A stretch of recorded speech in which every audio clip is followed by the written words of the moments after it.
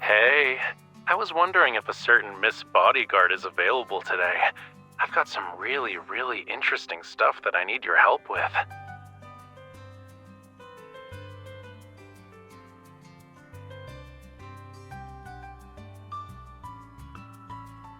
Sure, I can come over, since I have some free time.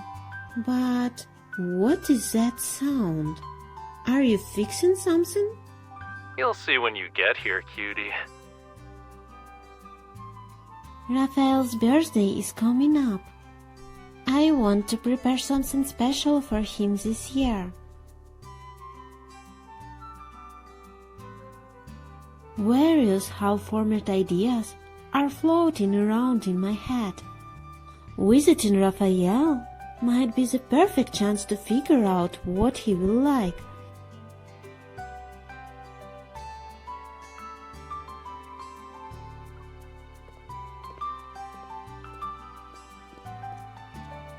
Hurry, I need some help here. As soon as I entered the studio, Rafayel approached me with a bunch of seashells in his arms. He is practically carrying a small mountain.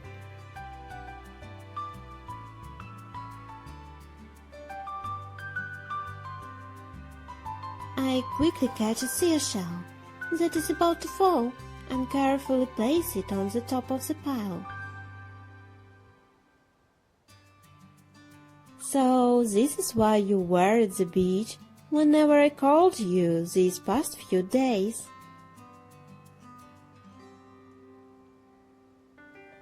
Don't tell me you brought home every single seashell.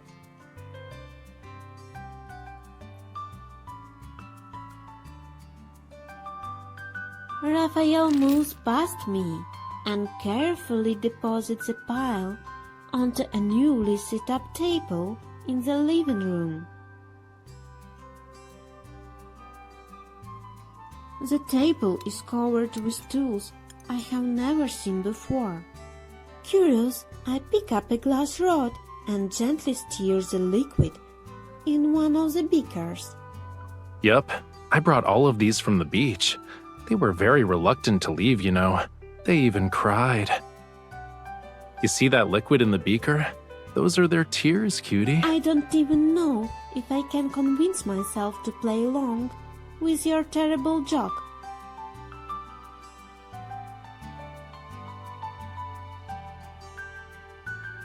Smiling, Rafayel picks up a small hammer. He crushes one of the seashells and pours the fragments into a nearby stone mortar. It's diluted hydrochloric acid. You use it to remove the debris that's attached to the seashells. He points to the beaker he mentioned. I've been making pigments from seashells lately. The ones I'm grinding into powder have been air-dried for a while now. Like, we're talking about years.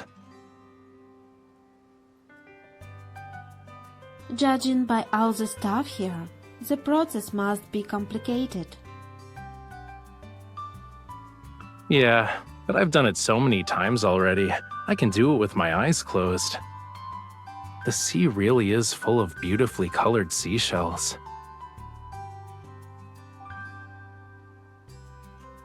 Back then, I would give them to people who frequently visited the shore. I'd ask those humans to let the seashells dry out in secluded areas. But the other shell collectors accidentally picked them up. I'd always be missing a few when I retrieved them. I can't help but let out a chuckle. Why don't you try to write in your name on the seashells next time? Please, only 3-year-old kids do that. I was more mature as a small fishy, thanks. Still wearing his playful smile, Rafayel lowers his head. He continues to crush the seashells with his hammer. The things Raphael just mentioned have to be from when he lived in Lemuria.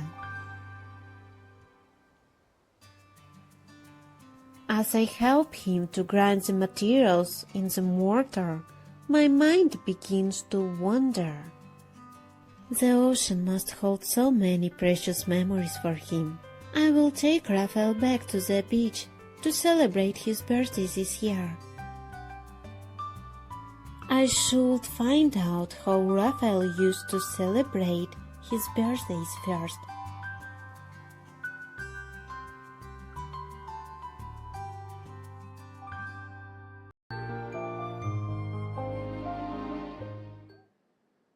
To learn how Raphael celebrated his birthdays in Lemuria, I contacted Talia.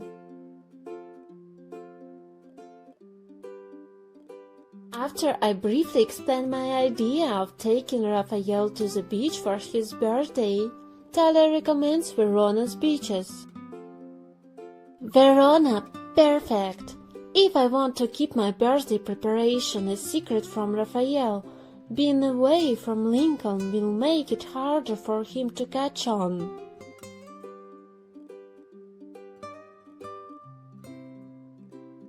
With this in mind, I open up the webpage to book my flight.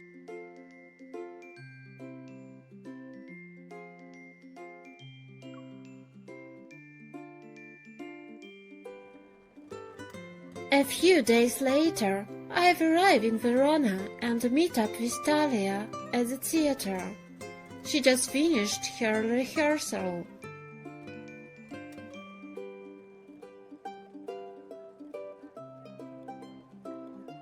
How did Lemurians celebrate birthdays? It's different underwater. We don't really prepare ceremonial things like cakes and candles. But everyone gathered around a birthday boy or a birthday girl to sing and dance. It was like having a small party where we'd spend the whole day enjoying ourselves. Raphael used to celebrate his birthdays the same way. But now... Talia gives me a warm, knowing smile. In any case, no one would turn down a birthday party planned by someone they care about. As staff members carry props backstage, Talia and I make our way against the flow of the crowd. We walk down the corridor as we head to her dressing room. It seems like friends getting together was always essential for Raphael's birthdays. Auntie, Raphael told me you often invite your mutual friends to your concerts. Yeah, to be honest, I have my reasons. I use the concerts as an excuse to spend time with everyone. Once we are in her dressing room, Talia opens a drawer and takes out two elegantly designed invitations.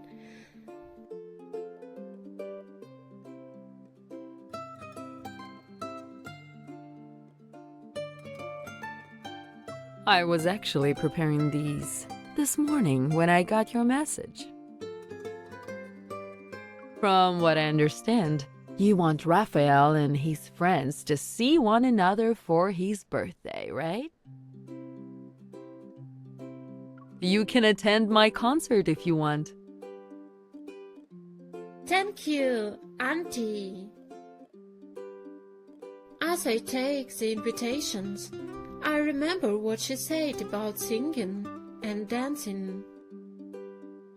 If I organize a birthday party for Raphael after the concert, would you and your friends like to join us?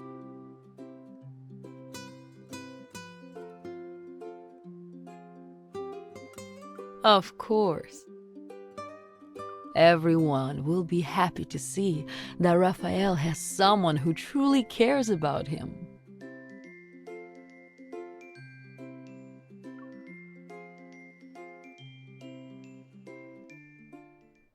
After discussing birthday party ideas with Talia, I returned to my hotel room. I opened my notebook to write down my thoughts.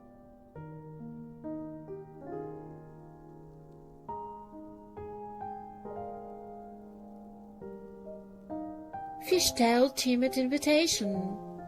A seafood-centrated menu. Decoration for a beach party. Lying on my stomach in bed, I list ideas while looking at various sources of inspiration for parties on my phone.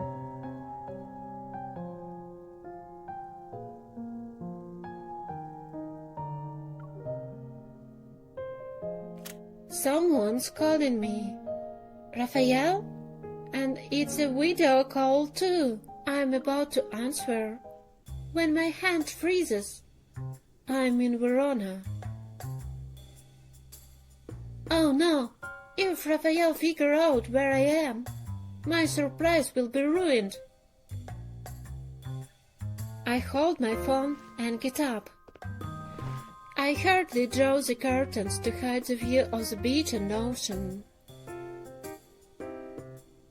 I hold the phone close to my face to block the hotel room behind me. I only answer the call after I'm certain everything is hidden. Good evening, Rafayel.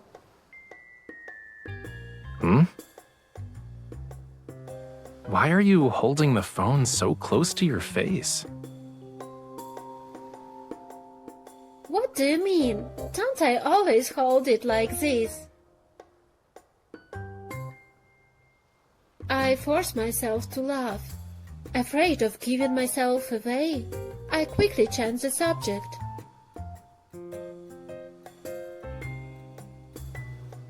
It's pretty late. Why are you still at the beach? I'm here to collect more seashells.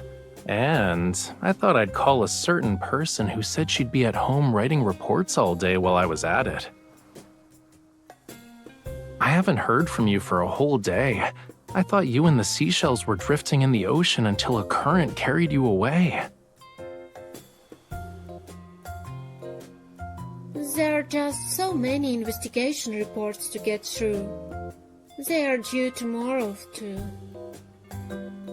Rafayel, can you tell me about the interesting things you have seen today?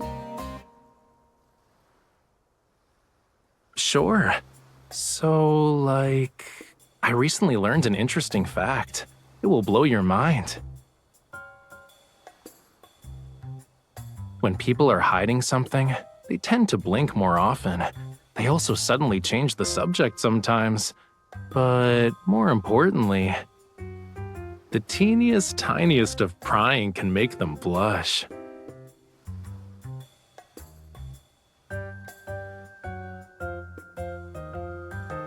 I'm not doing any of those things you just described. I hold the phone even closer to my face, lie down on the bed, and pull the covers over myself. I feel really sleepy. Those reports probably weren't that urgent if you had time to change your bed sheets and blankie. Just saying. Huh? After being confused for a moment, I realize he's talking about the standard hotel bedding.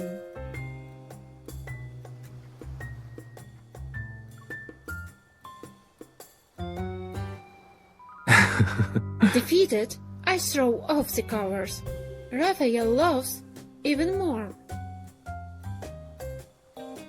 Since you already figured it out, yeah, I'm not in Lincoln, but I will tell you where I am later. I'm actually going to sleep now. Can I get a bedtime story? A bedtime story, huh? Give me a second. Rafayel walks along the shore at night, The sea breeze tousles his hair as he gazes at the moonlight scattered across the water's surface. He looks lonely. I suddenly wish I had gone seashell hunting with him.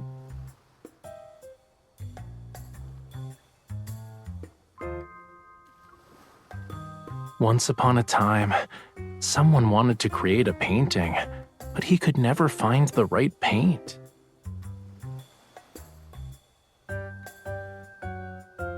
He searched far and wide for it, day in and day out. Did he find it? Shh, we'll get to that. Let me continue telling the bedtime story, cutie. He kept searching and searching and searching. He leaped over mountains and swam through every sea, yet he couldn't find it anywhere. In the end, he discovered that the paint had been discontinued. A plot twist. Then what happened? That's it for now. If you want to know how the story ends, you'll have to come back to Lincoln and ask Rafayel in person. Do you feel sleepy now? Rafayel, are you sure this is a bedtime story and not a tale that keeps you up all night because you're thinking about it? Well, duh. This is how I'll get you to come back sooner.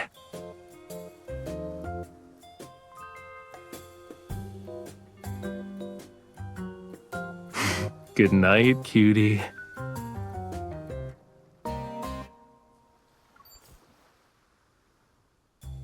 After ending the call, I'm still smiling. But my mind drifts back to the ocean I saw through Raphael's phone.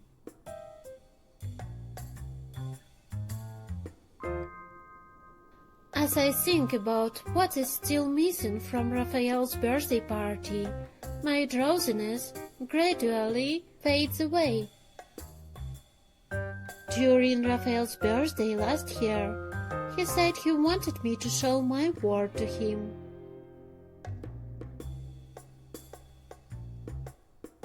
I want to see his world this year. Would he like that for his birthday?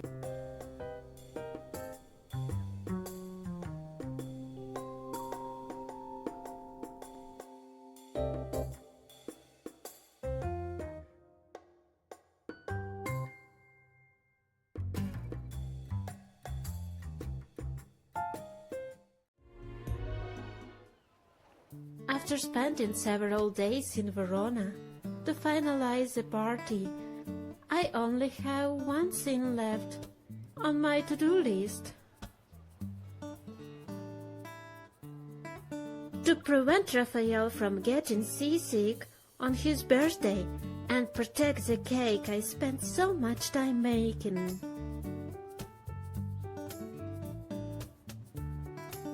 I need to practice driving this speedboat as steadily as I can.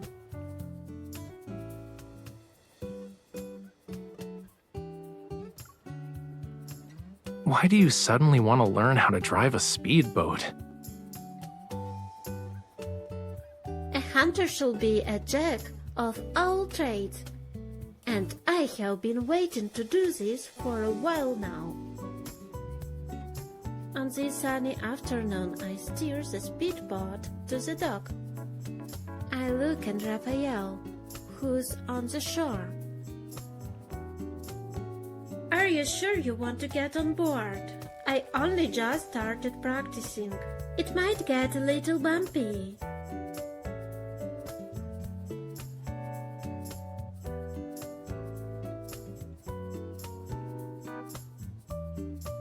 I know you can get seasick. Also, you will have to swim if you need to get off the boat later. But if Raphael really wants to do this, then it could help him to get used to being on the water.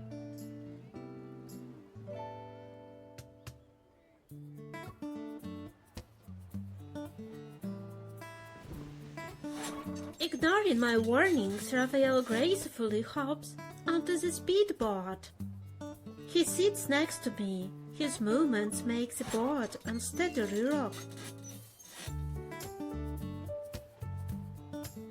I only get seasick on the boats that spin in circles as you paddle them.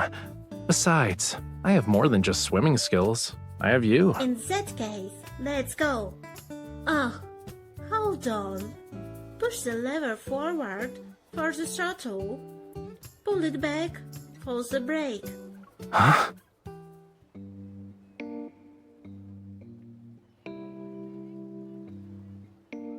You know, I think I'm more likely to survive if I just throw myself into the sea. You are not allowed to do that. You can't jump ship when I'm the captain.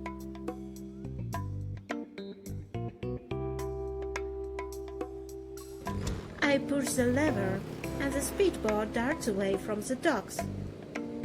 Raphael instantly hugs me from behind. His arms are tightly wrapped around my waist.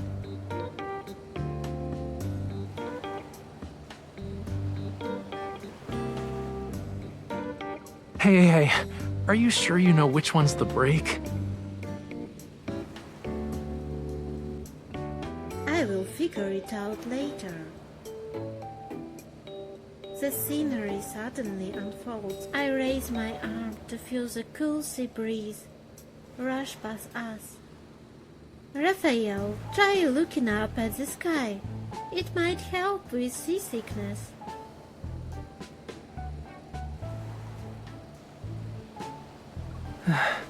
It kinda helps, but can you maybe hold the steering wheel a little tighter?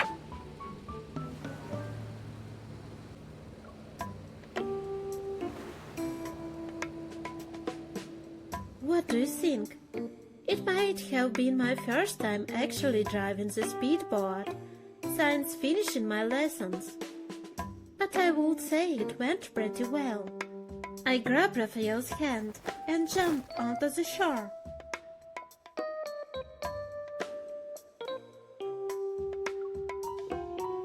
If making it back to shore in one piece is how we measure success here, then yeah, you did a great job, cutie.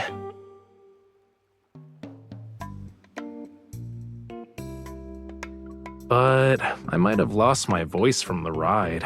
Do you want to guess why? Pretending not to understand Raphael's teasing remarks, I stick my tongue out at him.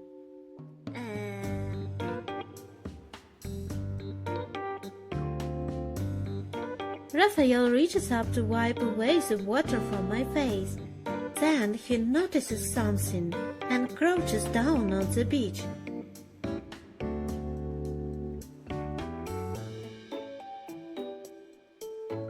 This seashell dried quite nicely. Raphael picks up a pink seashell from the sand.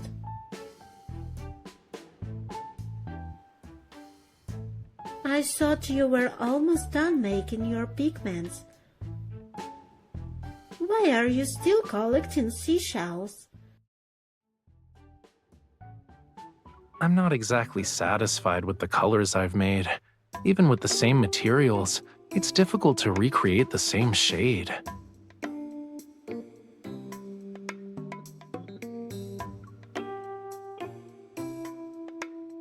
I crouch down beside Raphael and watch as he turns the seashell over in his hands.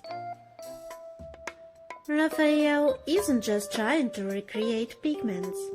He's trying to recapture those happy moments he shared with his friends.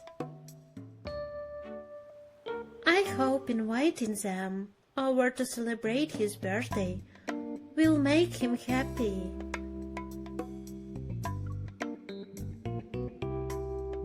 My phone's ringtone cuts through the silence. I look down and see the party supply store where I place my order is calling. I cover my phone, look around. and see a drink stall at the edge of the beach. Raphael, I really want some coconut juice. Can you get it for me? You suddenly want a drink, huh? Raphael's gaze moves ever so slightly toward my hand as I try to hide my phone behind my back. Hiding your phone won't stop it from vibrating, cutie. It is my friend. They found a bioluminescent octopus during their mission at sea and want to ask if they can do something about it. Really? Why don't you let me listen in then? That bioluminescent octopus might be an old friend of mine. Seeing the amused smile on Raphael's face, I gently push him toward the drink stall. Come on, buy us our drinks already. I will join you as soon as I finish talking to them. Okay. I'll get going. Say hi to the bioluminescent octopus for me.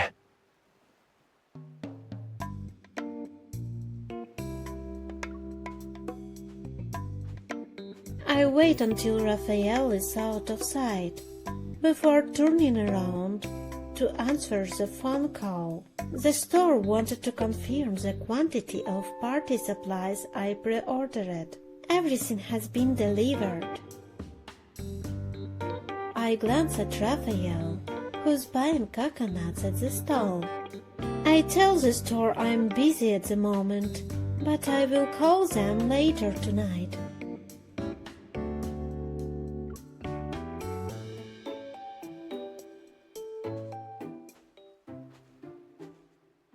You better hurry or else I might drink your coconut juice. Raphael is reclined in the beach chair. He holds up a coconut that already has a straw in it. I lean down and guide his hand so I can take a sip from coconut. You would not do that. Did you deal with that matter with your friend? Sort of. Raphael lowers his hand, puts his lips on the same straw I just used, and takes a big sip.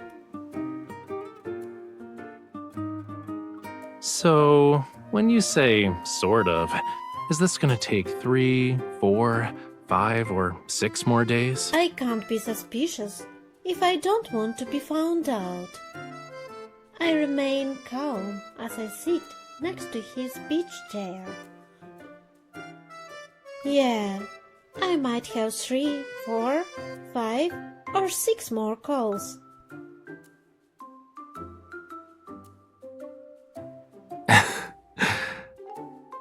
I see.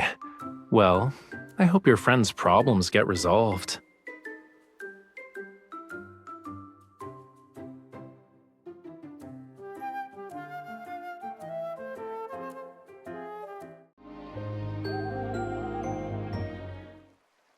The beach party Talia and I planned was a success. As the twilight died in pink grid the sky, Raphael and I boarded a speedboat.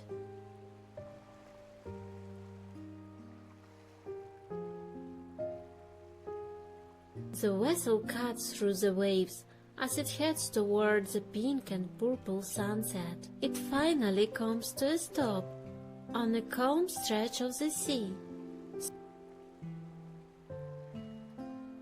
Steadying myself against the edge of the boat, I open the storage compartment under the back seat and take out a birthday cake, wrap it in layers of plastic. I promised that there will be more to come last year. I won't go back on my word. The cake is the only one of its kind this year. It was made by yours truly, Little Mermaid. Am I the only person qualified to eat it? I must be the luckiest person in the world today.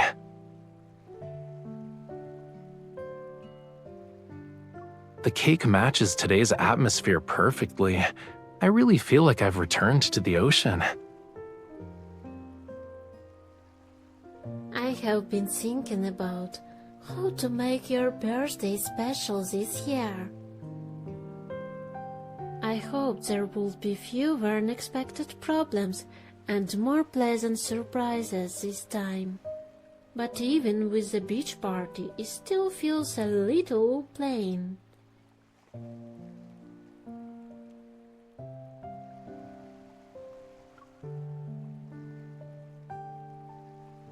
Dusk blurs the line between sea and the sky.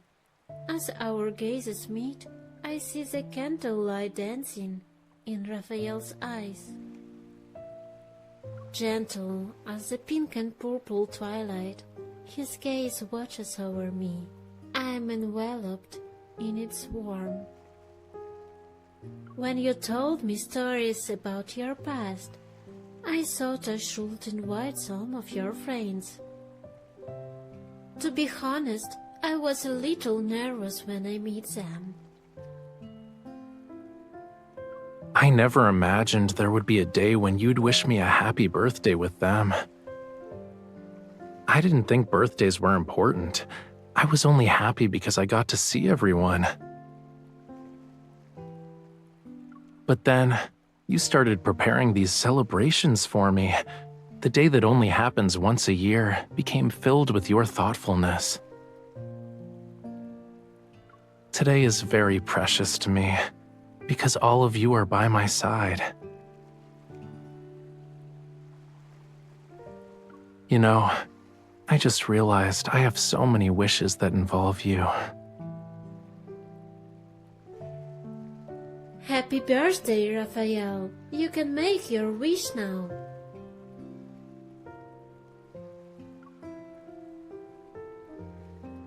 Happy birthday to you. Happy birthday to you. Happy birthday, happy birthday, happy birthday to you. Happy birthday! A birthday song just for me, one that only I can hear. I'll treasure this memory forever. Will you tell me what you wished for? I believe our hearts beat in unison, and you know what it is. What if I'm wrong?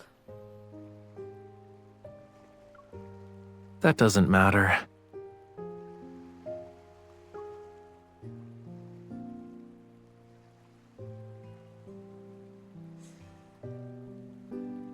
No matter which wish it is, it will come true. Wisps of smoke drift into the sunset's glow, and our figures become one with this beautiful scene. The candles and singing are done. Can we eat the cake now? I still have one really small surprise left. I take out the birthday card I wrote beforehand. Some things are better expressed in writing. Since those words were written by hand and contain the things I want to tell Raphael, I can't help but feel a little nervous. As if reading my mind, Raphael gently touches my cheek.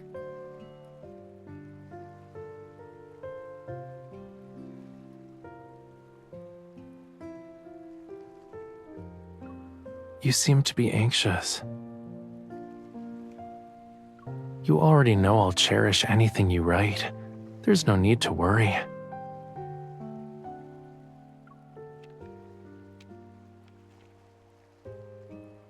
Time trickles with each passing second until he finally raises his head.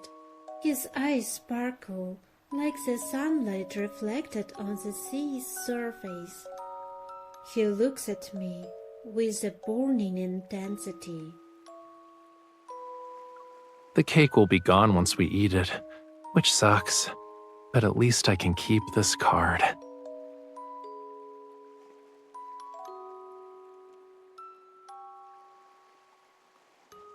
When I get home, I'll keep it under my pillow. That way I can read it whenever I can't sleep.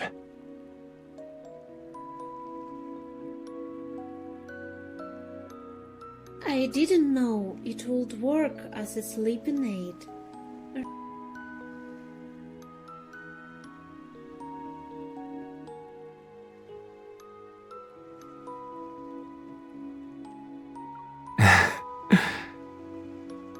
Yeah, it'll give me sweet dreams.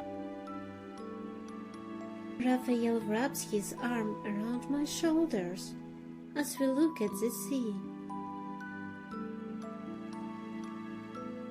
The sunset dyes the ocean pink as the waves surround Raphael and me with their gentle song. It feels as though we are the only people left in this world. I imagined us watching the sea like this so many times. This sunset is special. I have never seen one like it before. I used to think it was different because this part of the ocean had its own unique colors. But I realized something today. It doesn't matter what the sea looks like. What matters is that I get to watch it with you. Even if today wasn't special, I'd still treasure this moment forever.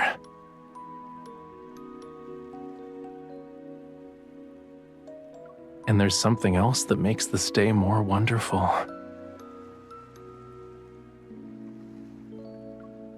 Raphael looks into my eyes and slowly leans in the embrace of the sea breeze. He kisses me.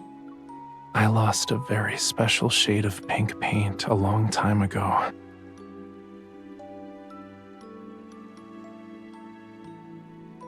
It wasn't just a color to me. It represented happiness and joy. I searched far and wide, but it wasn't until I met you that I realized it had been beside me this whole time.